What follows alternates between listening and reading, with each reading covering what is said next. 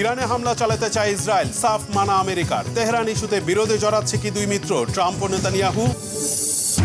ভুল বোঝাবুঝির কারণে গাজায় চিকিৎসক হত্যার 1 মাস পর ইসরায়েলি রিপোর্ট, আরও 30,000 তরুণকে নিয়োগ দিল হামাস। আমেরিকার নৌবহরে হুথিদের হামলায় সাহায্য করেছে চীন, ক্ষুব্ধ যুক্তরাষ্ট্র। ওয়াশিংটন বেইজিং সম্পর্ক কি আরও খারাপ হবে? আবারও ইয়েমেন অভিযানের গোপন তথ্য ফাঁস মার্কিন প্রতিরক্ষা মন্ত্রীর। এবার ব্যক্তিগত গ্রুপে হামাস তথ্য শেয়ার হেক্সেসের।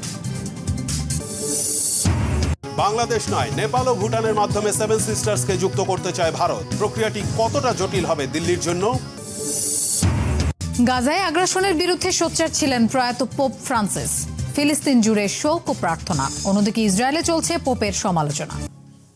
ইরানের পরমাণু কর্মসূচি ধ্বংসে বিমান হামলা ও কমান্ডো অভিযানের পরিকল্পনা করছে ইসরায়েল, কিন্তু বাধা হয়ে দাঁড়িয়েছে যুক্তরাষ্ট্র। ট্রাম্প প্রশাসন পরিষ্কার জানিয়ে দিয়েছে, এই মুহূর্তে কোনো যুদ্ধ নয়। তবে তারপরও যদি ইসরায়েল হামলা চালায় ইরানে, তাহলে আঞ্চলিক সংঘাতের আগুনে মধ্যপ্রাচ্য পূর্বে বলে শঙ্কা প্রকাশ করেছেন বিশ্লেষকরা। সবচেয়ে বড় বিষয়, আঞ্চলিক প্রক্সি নেটওয়ার্ক ও চীন রাশিয়ার সমর্থন নিয়ে ইরান জ্বলে উঠলে বাঁচতে পারবে কি নেতানিয়াহুর ইসরায়েল, তা নিয়ে সন্দেহ প্রকাশ করেছে অনেকে। 30,000 নতুন যোদ্ধা নিয়ে যুদ্ধে নামছে হামাস। এবার শায়েস্তা হবে নেতানিয়াহু। ফিলিস্তিনের গাজায় ইতিহাসের সবচেয়ে বর্বর ইসরায়েলি আগ্রাসন চলছেই। প্রতি মুহূর্তেই প্রাণ হারাচ্ছেন নারী, শিশুসহ বৃদ্ধ অনেক নিরীহ ফিলিস্তিনি স্বাধীনতাকামী মুসলমানরা। তবে এবার স্বস্তির খবর হলো, আরও 30,000 নতুন যোদ্ধা যুক্ত হয়েছে ফিলিস্তিনি স্বাধীনতাকামী সংগঠন হামাসের বহরে। এবার কি তবে শায়েস্তা হবে ইসলাম বিদ্বেষী দখলদার ইহুদি নেতানিয়াহু সরকার? সম্প্রতি সৌদি আরবের স্যাটেলাইট টেলিভিশন আল আরাবিয়া তাদের এক প্রতিবেদনে জানিয়েছে, হামাসের সামরিক শাখা উজ্জেদিন আল কাসাম ব্রিগেড গাজা থেকে প্রায় 30,000 যুবককে নিজেদের দলে নিয়েছে। এই যুবকদের অধিকাংশই আগে গোপন প্রশিক্ষণ শিবিরে প্রশিক্ষণ নিয়েছে বলে জানানো হয়েছে সেই প্রতিবেদনে। এমনকি এসব নতুন যোদ্ধারা গেরিলা যুদ্ধ, রকেট ছোড়া ও বোমা পুঁতে রাখার মতো কার্যকলাপে দীক্ষিত।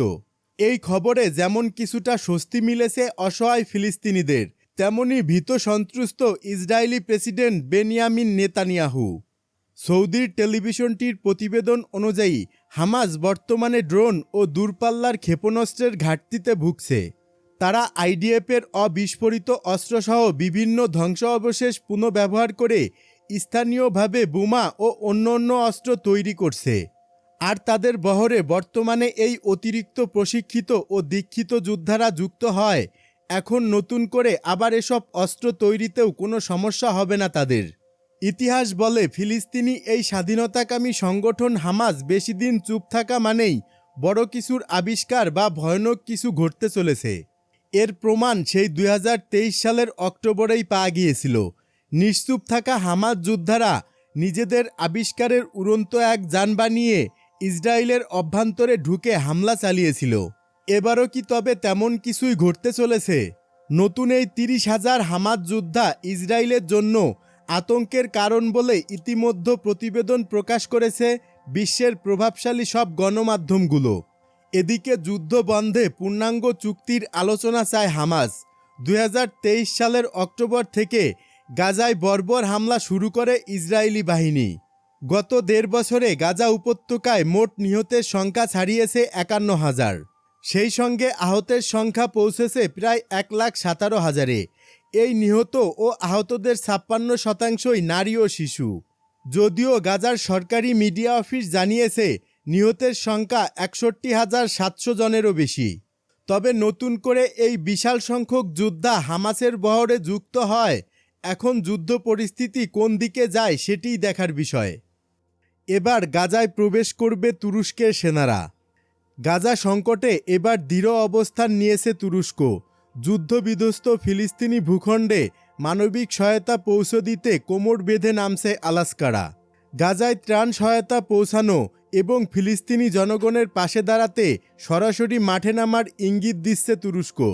সম্প্রতি হামাসের রাজনৈতিক পরিষদের প্রধান মোহাম্মদ দারবিশ এবং তার প্রতিনিধি দলের সঙ্গে বৈঠক করেছেন তুরস্কের গোয়েন্দা প্রধান ইব্রাহিম কালিন। তুরস্কের রাষ্ট্রীয় সংবাদ সংস্থা আনাদুল জানিয়েছে, বৈঠকে মানবিক সহায়তা পৌঁছে দেওয়ার উপায়, গাজাবাসীকে জোরপূর্বক বাস্তুচ্যুত করার যে কোনো পরিকল্পনা মোকাবেলা এবং ইসরায়েলি দখলদারিত্বের বিরুদ্ধে সম্মিলিত প্রতিরোধ নিয়ে আলোচনা হয়েছে। যদিও বৈঠকটি কোথায় অনুষ্ঠিত হয়েছে তা আনুষ্ঠানিকভাবে জানানো হয়নি, বিভিন্ন আন্তর্জাতিক সংবাদ মাধ্যম জানিয়েছে এটি তুরস্কেই অনুষ্ঠিত হয়েছে।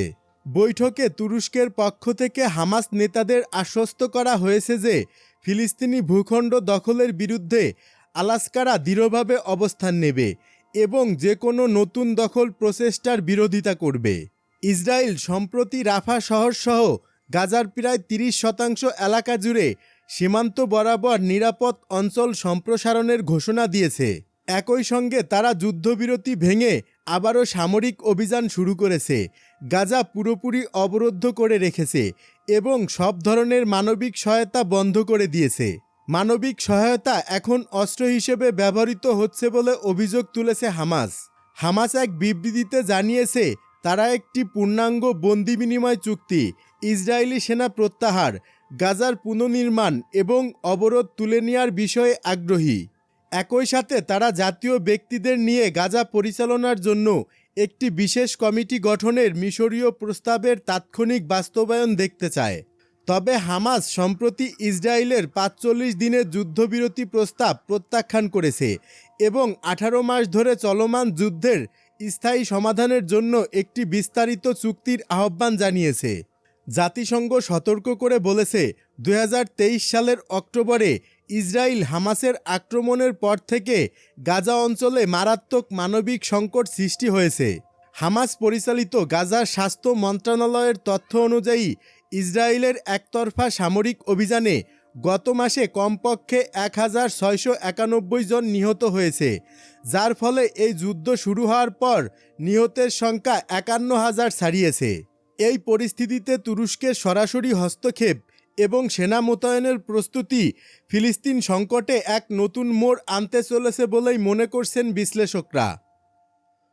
আলাস্কা ধ্বংসের এআই ভিডিও প্রচার, আরব বিশ্বের ক্ষোভ। সামাজিক মাধ্যমে চলতি সপ্তাহে ভাইরাল হয় অধিকৃত জেরুজালেমের পবিত্র আলাস্কা মসজিদ ধ্বংসের একটি এআই বা কৃত্রিম বুদ্ধিমত্তা নির্ভর ভিডিও, যা নিয়ে ওঠে সমালোচনার ঝড়।